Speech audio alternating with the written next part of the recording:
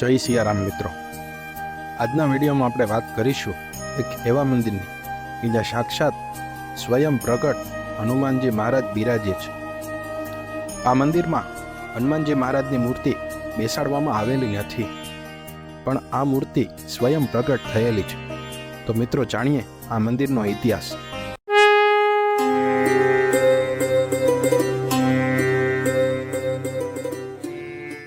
આ મંદિરની વાત કરીએ તો સુરત જિલ્લાના ઓલપાડ તાલુકાના કપાસી ગામે આ હનુમાનજી મહારાજનું મંદિર આવેલું છે, કે જે મંદિર પાવનધામ કપાસી હનુમાન મંદિર તરીકે ઓળખાય છે।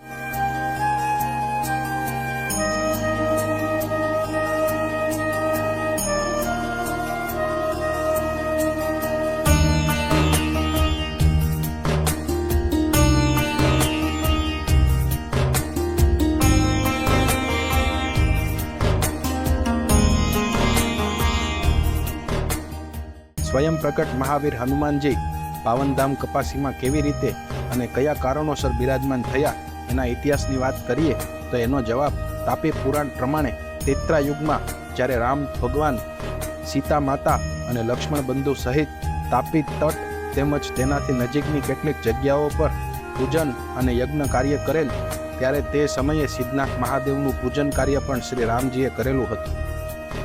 શ્રી રામજી જ્યારે સિદ્ધનાથ ધામે પહોંચ્યા ત્યારે ગોકર્ણ મુનિ તેમને મળ્યા અને રામચંદ્રજીએ ગોકર્ણ મુનિને દાન આપવાની ઈચ્છા વ્યક્ત કરી।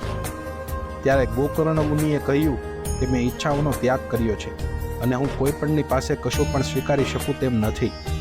ત્યારે રામજી અને ગોકર્ણ મુનિ વચ્ચે ઘણી ગોષ્ઠી થઈ। ગોકર્ણ મુનિએ જણાવ્યું કે જો તમારે દાન આપવું જ હોય તો મધ્યપ્રદેશમાં ગંગા નદીના કિનારે દાન આપવા યોગ્ય સુપાત્ર બ્રાહ્મણો નિવાસ કરે છે, તો તમે તે બ્રાહ્મણોને અહીં લાવી યજ્ઞ કાર્ય કરાવી ચરણો દક લઈને તેઓને દાન દક્ષિણા આપો। તે સમયે ગંગા નદીના કિનારેથી બ્રાહ્મણોને લાવવાનું કામ હનુમાનજી મહારાજ સિવાય બીજું કોઈ કરી શકે એમ ન હતું। તેથી દરિયા કિનારે સિદ્ધનાથ ધામની પાછળ એક ઊંચા ટેકરા ઉપર બેઠેલા હનુમાનજી તરફ રામચંદ્રજીએ દ્રષ્ટિ કરી અને રામચંદ્રજીના મનની વાત સમજી જાય એ હનુમાનજીએ તેમની આજ્ઞાનું પાલન કરવા ઊંચા ટેકરા ઉપરથી કૂદકો માર્યો અને ક્ષણભરમાં ગંગા તટે પહોંચી ગયા। અને બ્રાહ્મણોને વાત કરતા બ્રાહ્મણોએ કહ્યું કે અમે ગંગા સ્નાન વગર કોઈ યજ્ઞ કાર્ય કરતા નથી, તેથી અમે ત્યાં આવી શકીએ એમ નથી। તો હનુમાનજીએ કહ્યું કે મારા સ્વામી શ્રી રામચંદ્રજી ગંગાજીને યજ્ઞ સ્થાને પ્રગટ કરશે અને તમારું કાર્ય અવશ્ય પૂર્ણ કરશે એવો વિશ્વાસ આપવા છતાં બ્રાહ્મણો ન માનતા હનુમાનજીએ અગ્નિ સ્નાન કરવાનું કહ્યું અને ઘણી બધી આજીજી કરતા બ્રાહ્મણોને મનાવી 18,000 બ્રાહ્મણોને લઈને સિદ્ધનાથ મહાદેવના ધામે પહોંચ્યા અને શ્રી રામજીએ જમીનમાં બાણ મારી ગંગાજી પ્રગટ કરી બ્રાહ્મણોએ ગંગા સ્નાન કરી યજ્ઞ કાર્ય શરૂ કરેલ।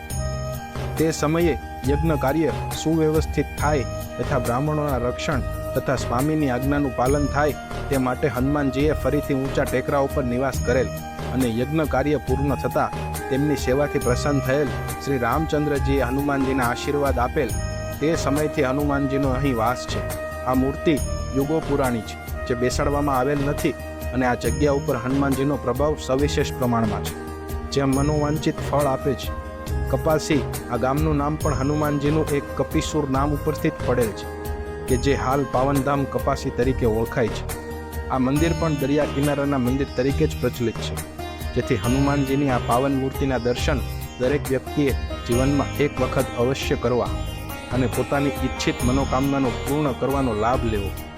તો મિત્રો, આ હતો પાવનધામ કપાસીનો ઇતિહાસ। આશા રાખું છું કે આપને આ વિડીયો પસંદ આવ્યો હશે।